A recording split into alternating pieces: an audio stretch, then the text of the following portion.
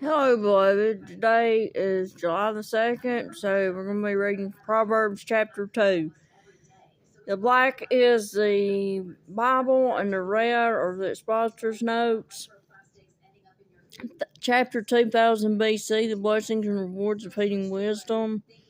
My son, if you will receive my words and hide my commandments with you, God gives his words and commandments, but does not force me to receive them, so that you incline your ear unto wisdom and apply your heart to understanding. That you incline your ear unto wisdom and apply your heart to understanding. The words incline and apply simply speak a priority. Yes, if you cry after knowledge and lift up your voice for understanding, this speaks of a conscious, unending effort that sets one's heart to earnestly seek for God's knowledge and understanding. If you seek her as silver and search for her as for hid treasures. The Holy Spirit points to the earnest efforts of men in seeking wealth. If one will do the same in seeking after the things of God, our quest will not be fruitless, as it is for the far greater majority of those who seek for gold. Then shall you understand the fear of the Lord and find the knowledge of God. The knowledge of God is the Bible, for the Lord gives wisdom. Out of his mouth comes knowledge and understanding. If we do what the Lord will give what he has promised. He lays up sound wisdom for the righteous. He is a buckler to them who walk uprightly. Sound wisdom is from God. All the wisdom of the world is sensual and is therefore devilish. James 3:15. Consequently, it can only destroy. He keeps the paths of judgment and preserves the way of his saints. The added bonus of those who have the wisdom of God is that God watches over and protects all such disciples. Then shall you understand righteousness and judgment and equity, yes, every good path. In the previous chapter says that we would receive such with this passage, saying that we would understand such. When wisdom enters into your heart and knowledge is pleasant unto your soul, discretion shall preserve you. Understanding shall keep you. How little discretion and understanding we have today, even in the ranks of the church, to deliver you from the way of the evil man, from the man who speaks froward things. The sense of this passage is that the world is filled with such a vortex of evil that it is impossible not to be sucked into this maelstrom without the wisdom and knowledge that God alone gives, who leave the paths of uprightness to walk in the ways of darkness, who rejoice to do evil and delight in the frowardness of the wicked, whose ways are crooked, and they froward in their paths. Actually, this characterizes the entirety of the world crooked. Conversely, only that which is of God is straight.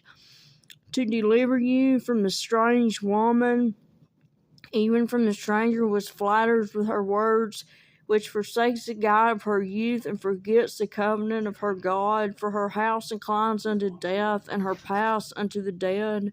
None who go unto her return again, neither take they hold of the paths of life.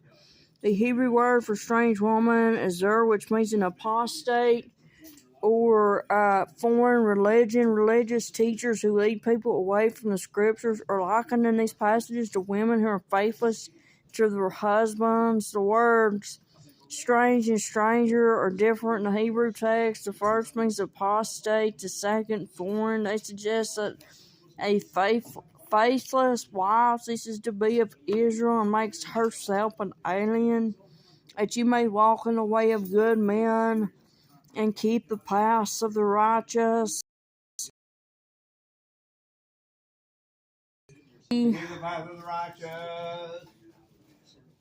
In this chapter, we have evil men, strange women, and no good men. The choice is ours. What shall it be? For the upright shall dwell in the land, and the perfect shall remain in it. The upright and the perfect is Christ, but the wicked shall be cut off from the earth, and the transgressors shall be rooted out of it. Both verses 21 and 22 allude to the coming kingdom age and to every child of God who can claim by faith the glory and the possession of his God promises even now. Okay. We just a minute, folks. Right here, Genesis chapter 3. Let's see here.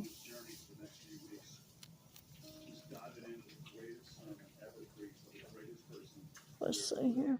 Jesus, thank you for these countercultural words. Go on, Bonnie. You know me. I'm with the flow for way too long. So grateful for the day you invited me to turn my life around and paddle upstream. Go against the flow. Okay, let me see here. Hey, buddy. Let me see here. Oh, right here. Genesis chapter 3, verse 15. And I'll put enmity between you and the woman, and between your seed and her seed shall bruise your head, and you shall bruise his heel.